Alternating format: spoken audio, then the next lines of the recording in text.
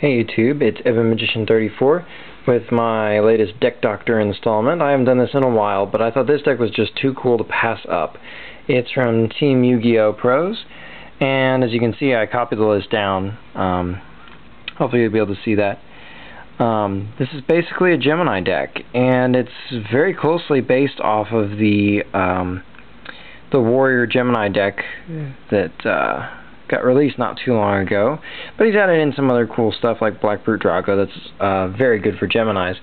And I took a long time on this, and I usually limit myself to a certain number of cards I change around in the deck to try to stay true to what the original person built. But for this one, I finally came up with what I thought was sort of the way to go with the deck, but it was enough of a change from this that in order to make it good and still put in all the staple cards that are kind of missing for the new format in this deck, well, there are a lot of staples kind of short period, that I finally decided, you know, I'm going to play the theme of the deck and keep it very much in the same budget range and theme it around the same central cards, like kind of use a Gemini toolbox theme, but a lot of cards are going to change in order to accomplish the same goal. So I mean, you can take or leave my interpretation. I also got a budget limitation of $60 to $70, and I'm actually coming in under that, which, you know, for you guys, that's good. But this deck, actually, I've play tested it some too, because it was just such a captivating idea. I really wanted to play it out. And it's actually a lot of fun and can hold its own against competitive decks. It's a little difficult to play, but in the right hands with a little bit of knowledge and skill, this deck can really go a long way, and it's a lot of fun. So anyway, here's the deck, and you'll see my changes right away. First up, I decided to center this deck on what's arguably the best Gemini monster in the game, and that's Gigaplant. Because I saw that you're running through Blazewing Butterfly, and this guy abuses the heck out of Butterfly, because it's easy to forget that Gigaplant can get insects or plants. And with Gigaplant's help, you can really abuse Blazewing Butterfly in whole new ways.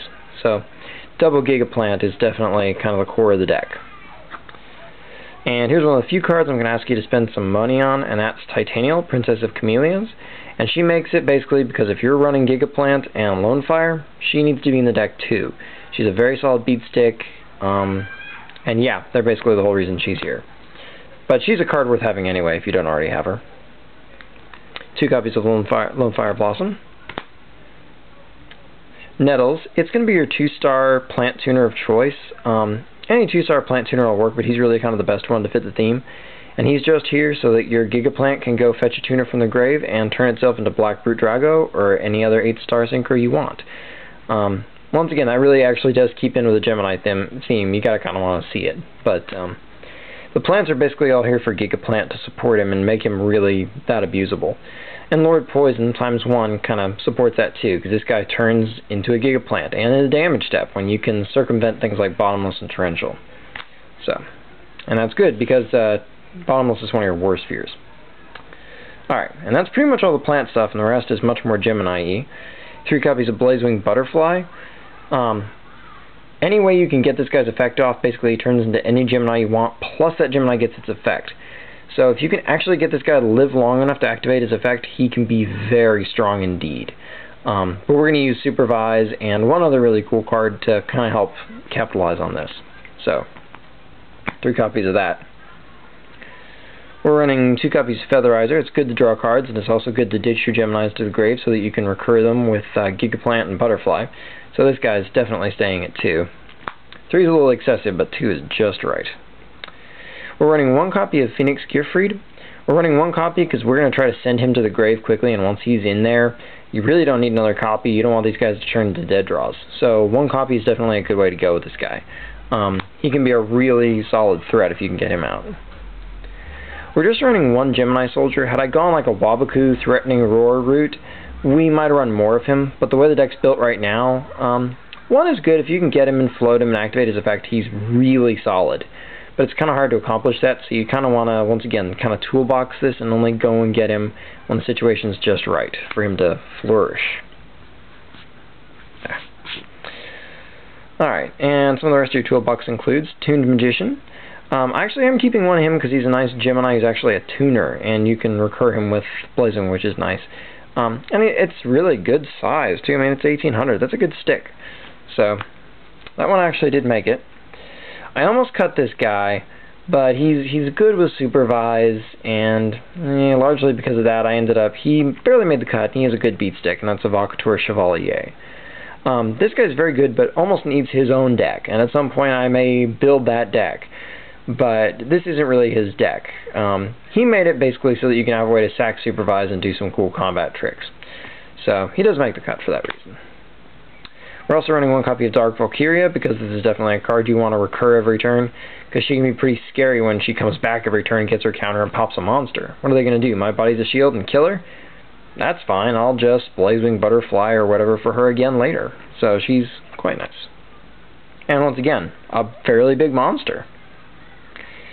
And this card does have a common printing, which is nice. It's Card Trooper, mills cards to the grave, which is always good, and keeps your hand fresh with new cards, plus he's a good beat stick. All good things for this deck. Nothing but good on him. And we are running one copy of Raikou. Once again, milling and a little bit of field control, so he does make the cut. And last but not least, this deck really does like this guy. Sometimes you will run low on cards, and this can really mount a very good offensive on the next turn, is Morphing Jar. Not too expensive or hard to get, very powerful. In fact, he's got a common printing now, I believe. So, yeah, good addition as well. Keep that hand stocked. Alright, and on to the spells. Monster Reborn, kind of a duh, but really good with, say, Gigaplant, Lone Fire, and most of your Geminis all love this card. So, good way to go. Now here's a card that a lot of people are forgetting, but it's still at 1, a very solid card, and excellent in this deck, Reasoning. You have so many monsters on so many different levels, and worst case scenario, what are you going to do? It's going to become a somewhat random foolish burial by dumping a Gemini into the grave, and that's not a bad thing. So Reasoning is pretty much just straight up goodness in this deck, and more often than not, it'll get you some Gemini and your opponent didn't guess the level correctly, and you use your normal summon to Gemini summon the monster and do some tricks. Really good, really solid. Excellent addition to the deck. And Future Fusion, because there is Super Alloy Beast Raptinus, and that allows you, basically this is just a double Foolish Burial for whatever Geminis you might need at the time. Excellent addition to the deck. Dark Hole, pretty much speaks for itself. Your monsters are really scared of Bottomless, and once you've invested in the Gemini summon on these guys, you want to keep them alive. So My Body is a Shield ×2 is a definite must to help keep them going. And with Black Rose and Dark Hole and whatnot, yeah, you definitely need this thing to cover your butt. And we're also running this awesome card, Supervise. This can allow you to do some really cool stuff, like basically putting this on Blazewing Butterfly is the nuts. Because Blazewing, Supervise, oh, now I get 2 monsters by sacking my Blazewing, and one of them even has its effect active, and the other one is certainly a good beat stick. So, yeah, and obviously Gigaplant likes this card too. It's just crazy good in this deck. You definitely want to run 3. And we have enough, and we have the Searching and Reanimating from the Grave ability to take advantage of 2 copies of Gemini Spark. Excellent common, because it's a quick play, it's that much better. Keeps cards going. Basically, you pop this when your opponent's threatening to kill your monster for you, and you can punish them for trying to kill your monster and take away your card advantage off Geminis. So, yeah. We're also running just 1 copy of Symbols of Duty. You really don't need that much. I mean, more often than not, the summon of the monster that you sack for the Symbols of Duty kind of defeats the purpose. But you still have enough normal monsters to take advantage of this, and basically with playtesting and whatnot, I found 1 was the best way to go. We do run 2 copies of MST to keep you safe. Pretty straightforward on that one. Once again, we hate Bottomless Trap Hole. Can't say that enough. Torrential Tribute. And speaking of things we hate, other people hate it too. 2 copies of Bottomless Trap Hole. Pretty much staple in this format. Call of the Haunted, because special summoning is a great way to get ahead in this deck. And last but not least, sometimes you're going to want to discard stuff out of your hand, and this can get rid of a lot of stuff while not being answered by things like My Body and whatnot. So 2 copies of Phoenix Wingland Blast. Alright, now your extra deck. Your original extra deck was this.